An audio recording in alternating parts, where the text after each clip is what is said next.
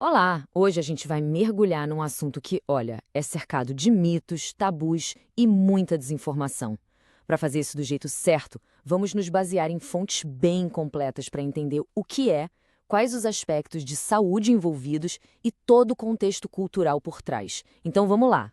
Para a gente não se perder, o nosso roteiro vai ser bem direto. A gente começa com o básico, definição e as diferentes formas da prática. Depois, vamos explorar a anatomia por trás do prazer, falar abertamente sobre os riscos e como se proteger, dar uma olhada na história e, para fechar, ver alguns dados de hoje em dia. Beleza, para começar, é super importante a gente alinhar os ponteiros. Afinal, o que exatamente a gente quer dizer quando fala sobre isso? Bom, na sua forma mais conhecida, a definição é essa aí, a relação pênis-anal. Simples e direto. Só que a história é bem mais ampla. As fontes deixam claro que o termo abrange muito mais, como a estimulação com os dedos, o uso de brinquedos, o contato oral, enfim, várias formas. E para entender o porquê de tudo isso, a gente precisa olhar um pouco para dentro, para nossa anatomia. Certo. E aí vem a grande pergunta, né? De onde vem o prazer nessa atividade? A resposta, na verdade, está na nossa própria fisiologia, que funciona de maneiras diferentes para homens e mulheres. E é aqui que a coisa fica bem interessante. Os caminhos para o prazer são distintos. No caso dos homens, o segredo muitas vezes está na estimulação direta da próstata, o que pode levar a orgasmos que são descritos como mais intensos, mais profundos. Já para as mulheres, a sensação é mais indireta, vinda da vasta rede de nervos do clitóris, que se estende por dentro do corpo. Entender a fisiologia é uma parte da conversa.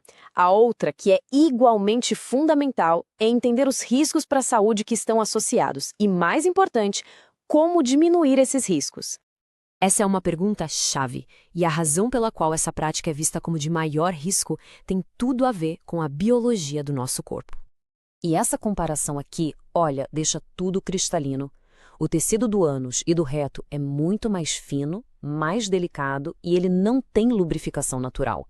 Isso o torna muito mais suscetível a pequenas lesões que podem ser uma porta de entrada para infecções. Mas então, isso quer dizer que não é seguro? Não é bem assim. O ponto é que, embora os riscos existam, eles podem ser drasticamente reduzidos. As fontes são unânimes em apontar 3 pilares: usar muito lubrificante, usar preservativo sempre e, claro, uma comunicação totalmente aberta e honesta entre os parceiros. Agora, que tal a gente dar uma viajada no tempo? Porque a forma como essa prática é percebida hoje nem sempre foi assim. Na verdade, ela mudou, e muito ao longo da história e entre as culturas. É uma jornada e tanto. Olha só, na Suméria Antiga, por exemplo, existem relatos de que era usado como método contraceptivo. Já em Roma, era uma questão de poder, um ato de domínio, aceitável com escravos, mas mal visto entre cidadãos. E aí vem uma virada de chave enorme com a condenação religiosa, que tratou a prática como antinatural e acabou moldando muito do tabu que a gente vê até hoje.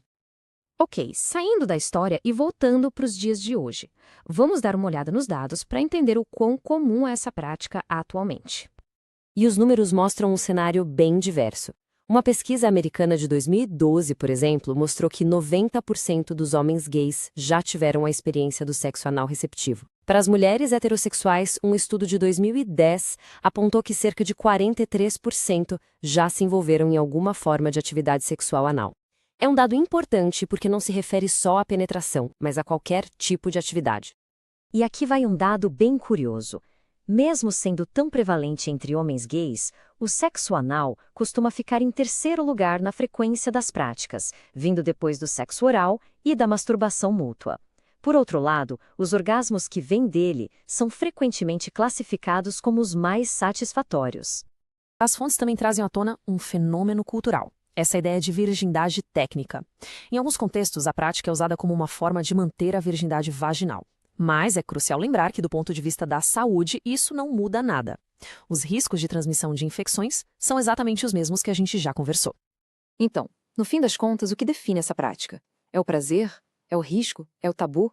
O que a análise das fontes nos mostra é que não dá para colocar numa caixinha só. É um comportamento humano complexo, definido pela nossa anatomia, pelas escolhas de cada um, por considerações de saúde muito importantes e por uma bagagem histórica e cultural gigantesca.